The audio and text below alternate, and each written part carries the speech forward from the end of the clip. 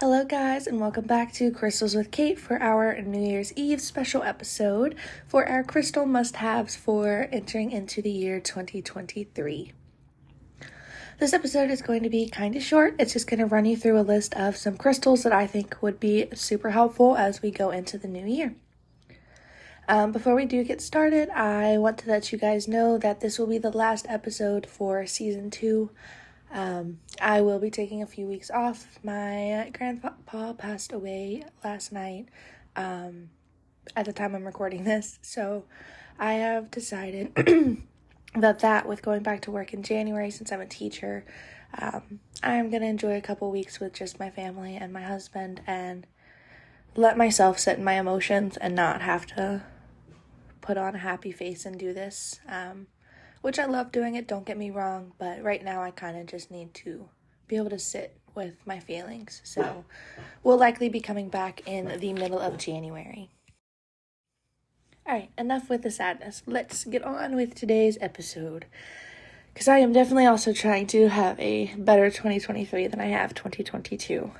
So, the first crystal that I have here is Angelite. So, Angelite is really good for peace and helps to provide that calming energy. So, I think it's going to help all of us work through what the past few years have provided for us. It's mildly traumatizing to have a more calm and peaceful 2023. The next one is Citrine. Citrine is one of my favorite crystals in general. Citrine is really good for joy. It's good for ushering in happiness. It's a crystal that's often associated with prosperity. I often also use it in like my money bowl for its abundance properties. So don't know about you guys, but trying to rake in the big money this year. So definitely a crystal to work with. The next one is going to be Opalite. Opalite is excellent for spiritual growth, and that is kind of the main reason that I picked Opalite out. A lot of people have New Year's resolutions, and I don't like to look at what I want from 2023 or from each New Year as a New Year's resolution. I feel like it puts way too much pressure on it. I kind of look at it as like, I'd like to grow from X to Z at this point, or from like point A to point C by the end of the year, which isn't necessarily going to be a New Year's resolution. So that's how I approach it, and for me, I'm going to work a little bit on my spirituality. Before we keep going, if you guys hear the dogs in the background, I am so very sorry. I keep trying to trim it, but I'm afraid that I'm not going to trim all of it. We have 2 dogs in the house right now, and it was trash day, so they are not having it. So I am sorry if you hear the occasional rumbling or bark. I'm trying to trim it, but nobody's perfect. Okay, on to the next one. The next crystal I have for 2023 is Tiger Eye. Tiger Eye is really good for strength, courage, success, all things that I want to bring into the new year, and I'm sure you guys do too. Strength and courage are some things that I often tend to struggle with, especially when I am in a situation where I feel overwhelmed. So that's definitely part of what I want to be working on next year as well, and it's something that I am excited to be doing. And some of these crystals are ones that I'm actually also personally going to be working with for the new year because of that and their properties, so we're hopeful. The next one is Green Aventurine. If you guys have listened to my Aventurine podcast, you know it's great for wealth, abundance, prosperity, all of the things, all of those happy, feel-good things that kind of help you take the stress off other places. If you are financially stable, if you are comfortable, if you are feeling prosperous, if you are feeling abundant, whether it's in terms of money or love or friendship or family, you're not going to have so many other background things going on that can derail your new year. All right, we are going to pause right here for our little self-promo on how to support the show, and then we will be back for our last few crystals for 2023. Let's also take a moment here to chat about some ways that you guys can support the show. So there have been a lot of changes for my crystal shop. I have decided to fully be on Etsy now. So I am fully uploaded all of my inventory to Etsy, and I will put that in my link below. I no longer have my GoDaddy sites up and running. I was just not getting the same level of traffic there anymore that I was able to pull on Etsy. I think a lot of that is that when you want to buy things, it's more common to go to Etsy than to necessarily try to remember somebody's website, which is not a big deal. So I have officially closed my GoDaddy sites, so I will make sure you guys have my Etsy link below. You can also listen along here, and there are donation options through Anchor and Spotify if that is where you are listening. If not, if you go to my Linktree, there is the option to support the show through tips and donations. You may also support me through my Etsy shop, which is all crystals. I will be adding some new items soon. I have recently found that I like to crochet, so I will be adding little crocheted crystal bags to it, and I will have small ones and larger ones. More info to come. And then my Amazon storefront link is also going to be in my link tree, which you will find below, and that has everything from spiritual things that I love. There's some Christmas lists in there, could use them for a birthday upcoming, and my 3 books actually that I have now published are all also on there as well.